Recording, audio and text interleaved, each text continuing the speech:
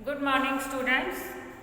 आज मैं आपको कक्षा 12वीं से हिंदी का पाठ नंबर 4 वितान पुस्तक का पाठ नंबर 4 है, जिसका शीर्षक है डायरी के पन्ने और लेखिका है एन फ्रैंक।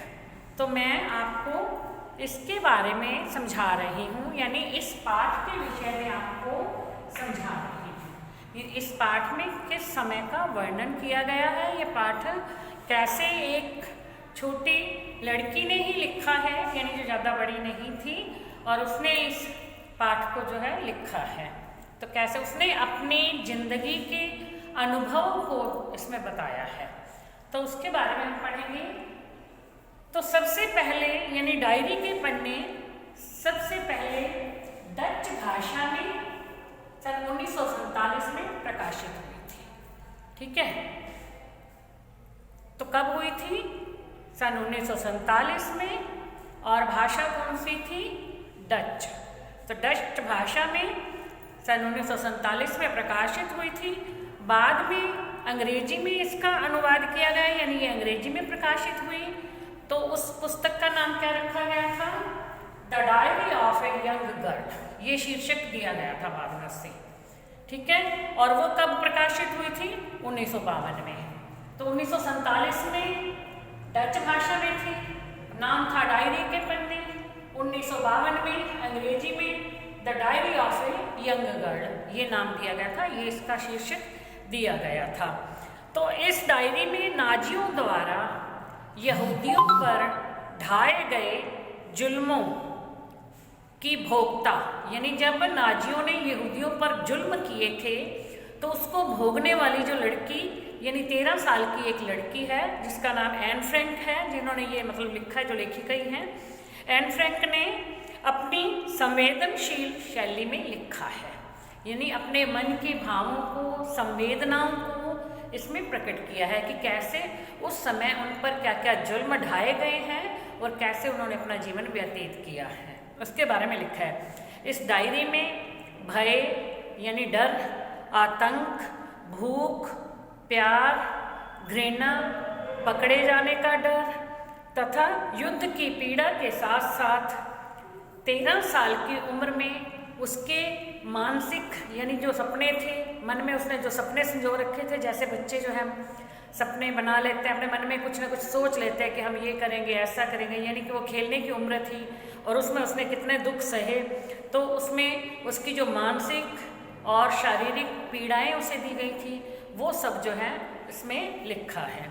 एन फ्रैंक जो बालिका है, उसने ये डायरी, पता है उसको उसके जन्मदिन पर किसी ने एक गुड़िया दी थी, गिफ्ट में गुड़िया दी, और उसने जो है गुड़िया का नाम रख लिया किट्टी। तो किट्टी नाम से वो गुड़िया को संबोधित करती थी, और जब डायरी लिखती थी तो वो किट्टी के साथ बैठी, यानी उसको सामने रख के गुड़िया को उससे बातें करते हुए सारी लिखती थी, अपने मन की बातें, अपने मन के भाव उसके सामने करती, निकालती थी, उसके सामने उजागर करती थी मन के भावों को। तो और वो डायरी में लिखती जाती थी, यानी किट्टी को संबोधित करके उसने ये डायरी लिखी है। एन फ्रैंक के साथ एक और यहूदी परिवार था जो उनके दफ्तर के पीछे बने 2 मंजिला मकान में रहते थे, और ये 2 साल तक वहाँ पर गुप्त रूप से रहे थे, यानी किसी को पता नहीं चला कि यहाँ पर रह रहे हैं। अब 2 साल बाद किसी ने सूचना दे दी, जिसको पता चल गया तो कोई सूचित कर दिया गया, तब इनको पकड़ लिया गया। अब 2 साल वो वहाँ कैसे रहे, आप अंदाजा लगा सकते हो कि छिप के रहना कितना मुश्किल होता है कि किसी को पता भी ना चले। जैसे पांडव लोग अज्ञातवास में 1 साल तक रहे थे, लेकिन वो भेष बदल करके फिर भी जब गांव में किसी में जाके रहते थे तो बाहर तो निकल ही जाते थे। ये तो बिल्कुल गुप्त रूप से रही थी, बाहर भी नहीं निकले थे ये दोनों परिवार, लेकिन फिर भी किसी ने सूचना दे दी तो ये पकड़े गए। परिवार के सभी सदस्यों को यातना गृह में पीड़ा भोगते भोगते मर जाने पर, ठीक है, ऑटो फ्रैंक ने इस डायरी को छपवाया। जब दोनों परिवारों को पकड़कर लेके गए, वहाँ यातना गृह बने होते थे जहाँ उनको यातनाएं दी जाती थी, दुख और कष्ट पहुँचाए जाते थे। तो वहाँ पर ले गए, वहाँ पर इन्हें बहुत सी यातनाएं दी गई, जिससे जो है सभी सदस्य मर गए, यानी सभी सदस्यों की मृत्यु हो गई। और फिर जो है ऑटो फ्रैंक ने इस डायरी को जो है छपवाया। डायरी में सब कुछ लिखा हुआ था, वो किट्टी को संबोधित करके रोज़ डायरी में बातें लिखती थी। उस समय उनके साथ क्या क्या घटनाएं घटी, क्या क्या बीता, वो सारा उसने लिखा था। तो उसको डायरी में तो छपवा दिया। धीरे धीरे यह डायरी जो थी संसार की सबसे अधिक पढ़ी जाने वाली एक पुस्तक बन गई। मतलब लोग उसे पढ़ते थे और उस समय के बारे में जानकारी प्राप्त करते थे। अब यहाँ पर जो है अब इस पाठ का सारांश दिया जा रहा है। अब उसमें किस समय पे, मतलब उसमें पूरी तिथि वाइज लिखा हुआ है, इस तिथि को ये बात हुई थी और ये दिन था। सबसे पहले जो उसने लिखा था बुधवार है और 8 जुलाई है 1942 है। तो कब लिखा? बुधवार को 8 जुलाई 1942 को उसने लिखा प्यारी किट्टी। मतलब वो संबोधित करती थी ना, जैसे हम लिखते हैं तो वैसे ही लिखती थी। गुड़िया को सारा बता रही है अपने मन की बातें। प्यारी किट्टी, रविवार के बाद दुनिया उलट पलट गई है। मैं किसी भी तरह जिंदा हूँ, कहाँ और कैसे यह मत पूछना। वो कह रही कि दुनिया जो है उलट पलट गई है, लेकिन मैं जिंदा हूँ, पर कैसे जिंदा बची हूँ ये मत पूछना।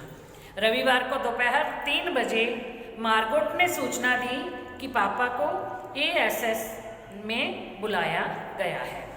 बुलाने का अर्थ है यातना शिविर में डालना। मतलब यदि बुलाया है उन्हें, इसका मतलब उससे उस शिविर में भेज दिया जाएगा। हम उन्हें हरगिज जाने नहीं देंगे। माँ मिस्टर वानडान से कल ही छिपने की जगह चलने के बारे में पूछने गई थी। माँ गई थी, कोई मिस्टर वानडान थे, तो उनसे ये पूछने गई थी कि अब हम कहाँ छिपें, क्योंकि हम जो हैं, मतलब वो किट्टी उसके पापा को, एन फ्रैंक के जो पापा हैं, यानी उसकी माँ पूछने की उनको बुलाया गया है तो वो यातना शिविर में डाल देंगे, हम उन्हें वहाँ नहीं जाने देना चाहते, इसलिए छिपने की कोई जगह बताओ। बाद में फिर घंटी बजी तो हमने देखा कि माँ मिस्टर वानडान और हेलो बात कर रहे थे। वास्तव में वह बुलावा पापा के लिए नहीं था, स्वयं मार्गोट के लिए था।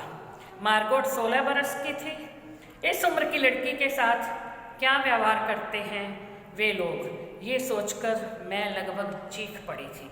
मतलब जब छोटी लड़की को, यानी जो 16 साल की लड़की है मार्गोट, उसको बुलाया गया था, उसको यातना शिविर में ले जा कर के उसके साथ कैसा व्यवहार किया जाएगा, वो ये मन में आते ही मतलब मेरे रोंगटे खड़े हो जाते थे, मैं बहुत परेशान हो जाती थी। ये लेखिका बता रही हैं। तो लेकिन भगवान का शुक्र है कि वह नहीं जाएगी। माँ और पापा ने यही कहा और हमें अज्ञातवास के लिए भेजने की व्यवस्था कर दी।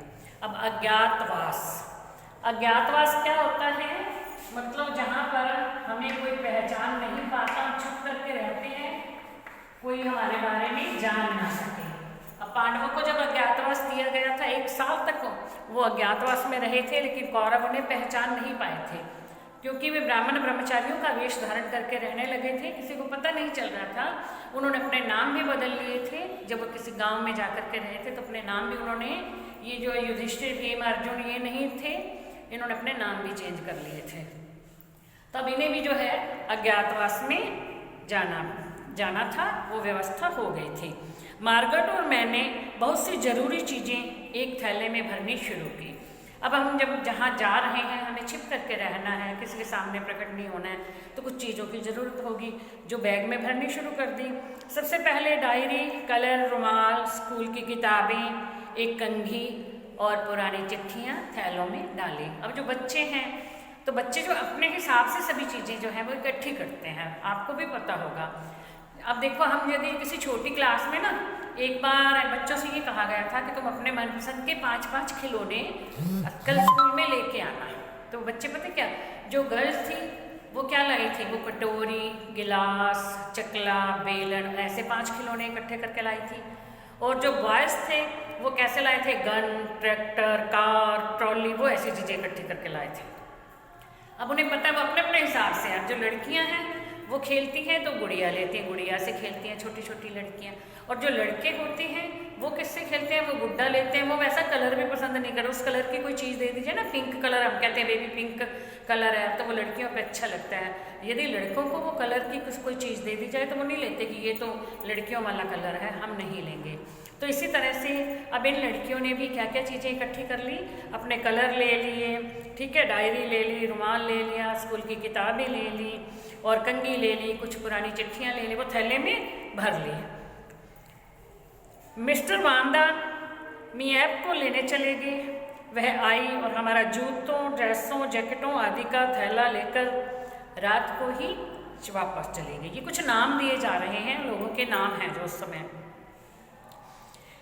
मियाप पापा की कंपनी में 1933 से काम कर रही थी, इसलिए पापा के करीबी दोस्तों में से थी। यानी कई सालों से जब इकट्ठे काम करते हैं तो वो दोस्त थे। उसमें उसके पति जॉन भी पापा के अच्छे दोस्त थे। वे हमारा स्टॉकिंग्स, अंडरवियर और किताबों का थैला लेकर एक बार फिर लगभग 11:30 बजे चले गए। मैं बुरी तरह से थक गई थी, इसलिए मैं घोड़े बेचकर सोई। यानी थकने के बाद जो व्यक्ति को नींद आता है तो वो गहरी नींद में सो जाता है, उसके बाद उसे कुछ भी पता नहीं चलता। घोड़े बेचकर सोना, गहरी नींद में सोना। मेरी नींद अगली सुबह मार्गोट के जागने पर खुली। यह रात मेरे अपने बिस्तर में आखिरी रात थी, यानी उसके बाद उन्हें वहाँ से चले जाना था। तो आखिर बरसात पड़ रही थी। हमने अपने बदन पर इतने सारे कपड़े लाद लिए थे मानो हम रात फ्रिज में बिताने जा रहे हों। यानी ठंड ना लगे इसके लिए बहुत सारे कपड़े पहन लिए और ऐसा लग रहा था जैसे फ्रिज में बैठ के हमें रात बितानी हो।